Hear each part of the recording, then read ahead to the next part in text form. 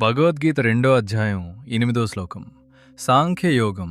అర్జున ఉవాచ నహి ప్రపశ్యామి మమాపనుద్యాద్ యచ్చోకముచ్చోషణమింద్రియాణం అవాప్య భూమావసత్నమృద్ధం రాజ్యం సురాణామపి చాధిపత్యం.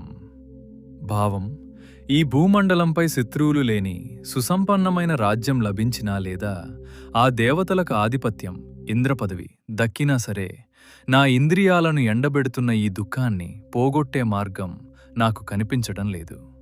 సందర్భం: 7వ శ్లోకంలో శిష్యుడిగా శరణాగతి చేసిన అర్జునుడు తన సమస్య యొక్క తీవ్రతను వివరిస్తున్నాడు. తన బాధ సామాన్యమైనది కాదని, కేవలం యుద్ధం గెలిచి రాజ్యం సంపాదిస్తే పోయేది కాదని చెప్తున్నాడు.